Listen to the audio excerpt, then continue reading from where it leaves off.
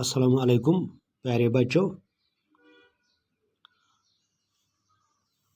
Today it is 7th of May 2021 and our today's topic is a beautiful poem, The Brook, written by Alfred Lord Tennyson. Dear students, let us first know about the poet Alfred Lord Tennyson. An English poet, was born on 6th of August 1809. He had a great skill in writing poetry. That is why he was given the title of a laureate.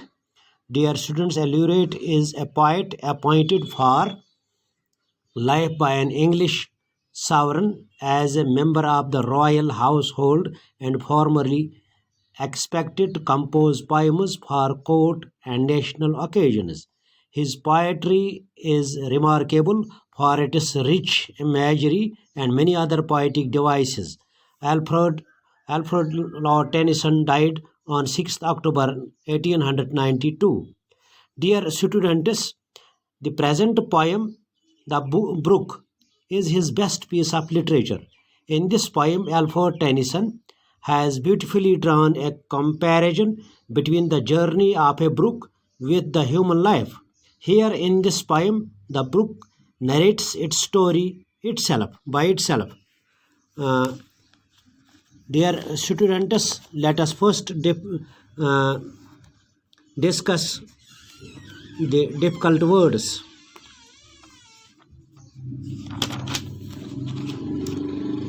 Hunts.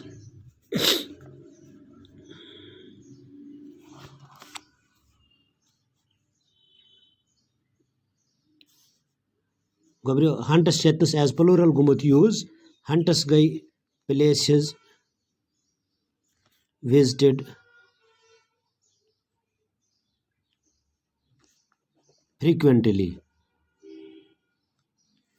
Ithai pٲٹھۍ چھِ اَتھ منٛز caught and hearn. Caught and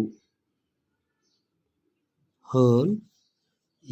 These are water birds. Ithai pٲٹھۍ چھِ fern. FERN, fern. کیٛاہ سُہ گوٚو flowerless plants.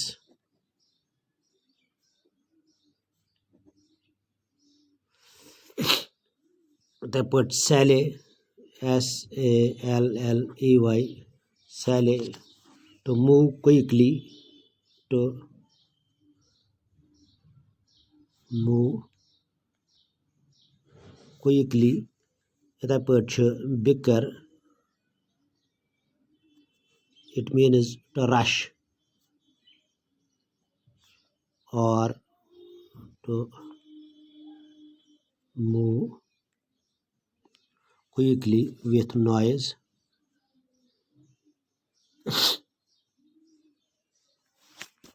Ithai pٲٹھۍ چھِ ridge, RIDGE, ridge, gobrio, edge along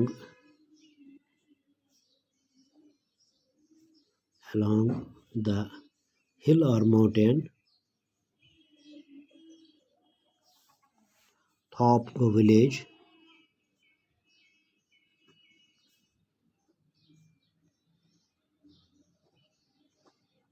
Village. Ithai pٲٹھۍ گوٚو brimming, BRIMMING,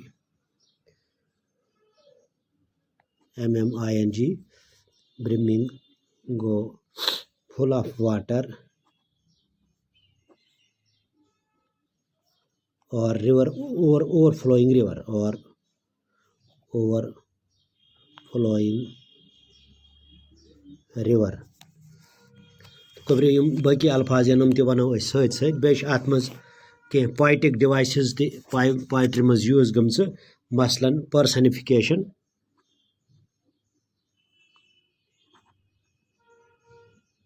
Personification go to provide non-living to provide non-living things with human quality. For example, yath manz chh brook yus chh pani dalil panay wana, aab yus chh darya yus chh nadi yus pani dalil panay wana. Itha kan chh imagery, byak poetic device.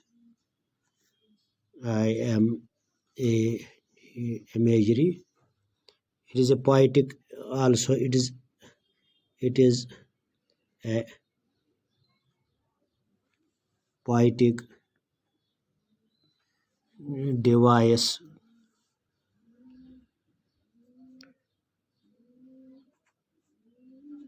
through which poets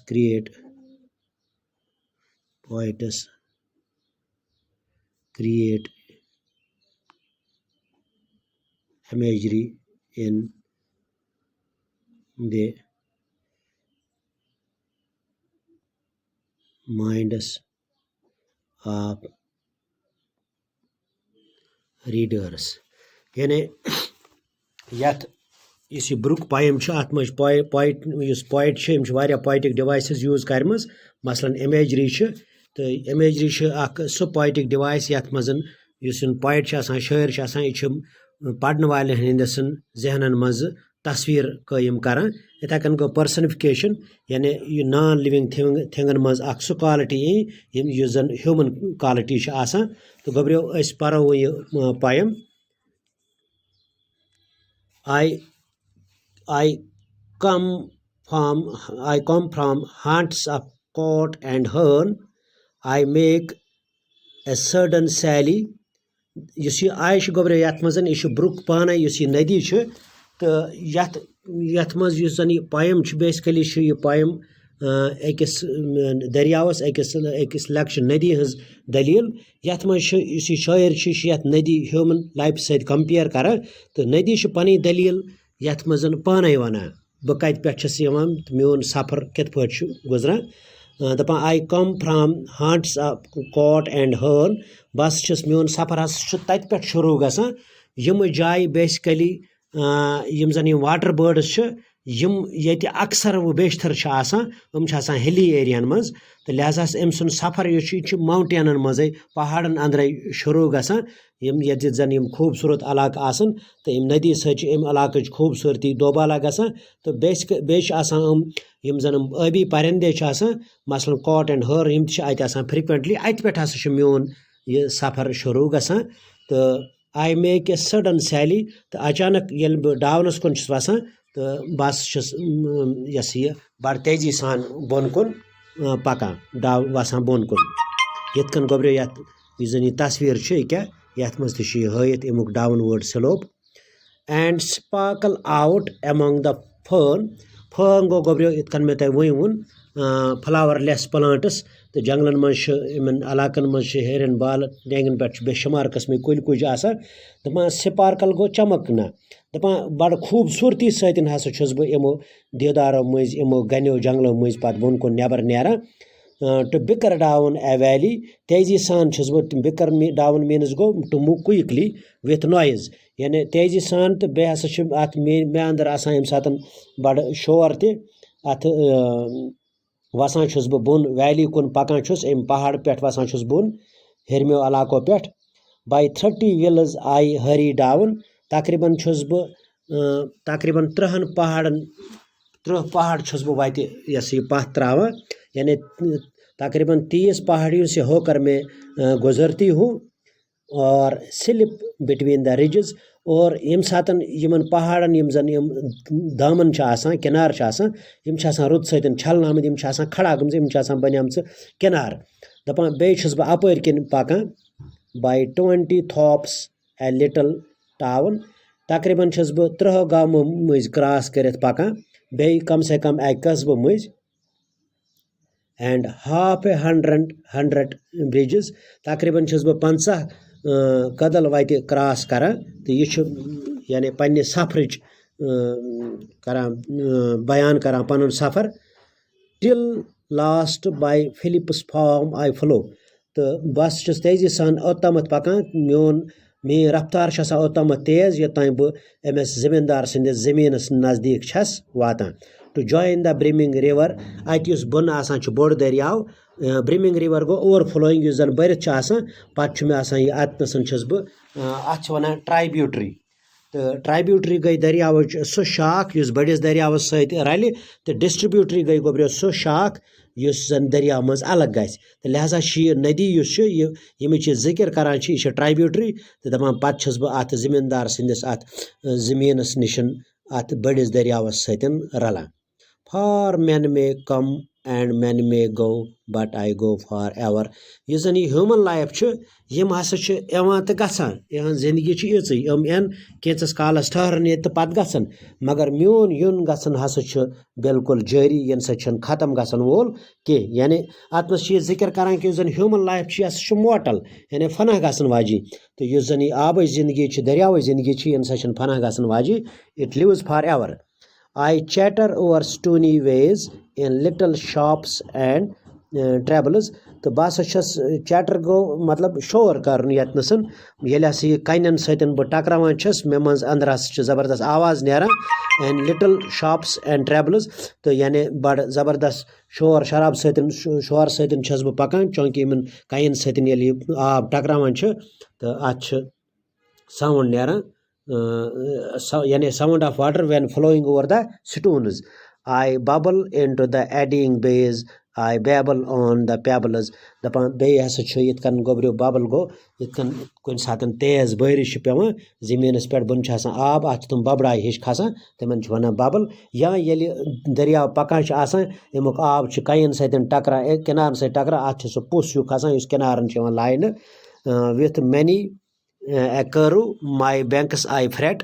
تہٕ بہٕ ہسا چھُس وَتہِ پکان پکان یِم زن میٲنۍ کِنارٕ چھِ آسان یِم چھُسکھ بہٕ ژٔٹِتھ تہِ نِوان by many a field and follow. واریاہ زٔمیٖن مٔنٛزۍ تہِ چھُس بہٕ پکان یعنی قٕسم وار زٔمیٖن چھُ مےٚ وَتہِ منٛز یِوان and many a fairy foreland. fairly foreland گوٚو گوٚبریو تِم یِم زن أسۍ وَنان چھِ یِمے پٔری علاقہٕ ہی مختلف قٕسمٕکۍ خوٗبصوٗرت علاقہٕ چھِ آسان اَتھ دٔریاو کِس یۄس یہِ اَتھ سفرس دوران وَتہِ منٛزٕ تہٕ ییٚتہِ پٮ۪ٹھ یہِ جنٛگلہٕ پٮ۪ٹھ چھِ یِوان بڑیو بڑیو پہاڑو پٮ۪ٹھ چھِ یِوان وَتہِ چھِ أمِس واریاہ قٕسمٕچ جایہِ آسان یِمو جایو نِش یہِ گُزران چھُ پکان چھُ اَمیُک سفر چھُ جٲری روزان تہٕ فیری لینڈ گوٚو سُے یعنی کہِ پٔرین ہٕنٛدۍ علاقہٕ ہی وِتھ وِلو ویٖڈ اینڈ میلو. مختلف قٕسمٕکۍ کُلۍ کُلۍ چھِ اَتہِ بۄنہٕ تہِ آسان مثلاً بۄنہٕ چھِ آسان زٔمیٖندارن ہٕنٛدۍ پھرٛس چھِ آسان یِم نیچرل گاسہٕ چھِ آسان گاسہٕ کٔنڈۍ چھِ آسان یا میلو چھِ آسان یِم زن ہربل پلانٹ چھِ آسان تہٕ یِم تہِ چھِ میانہِ وَتہِ منٛز یِوان I chatter as I flu اور مےٚ اندر یُس زن چھُ بس چھُس یعنی یہِ چھُ دٔریاوُک یِم آبُک شور چیٹر گوٚو شور آب noise flowing with noise to join the brimming river تاکہِ بہٕ چھُس اَتھ ٹرٛایبیوٗٹرٛی یُس چھُ آسان دٔریاو بوٚڑ دٔریاو یعنی بہٕ چھُس بٲسِتھ ٹرٛایبیوٗٹرٛی اَتھ منٛز جویِن کران اَتھ سۭتۍ رلان for men may come and men may go.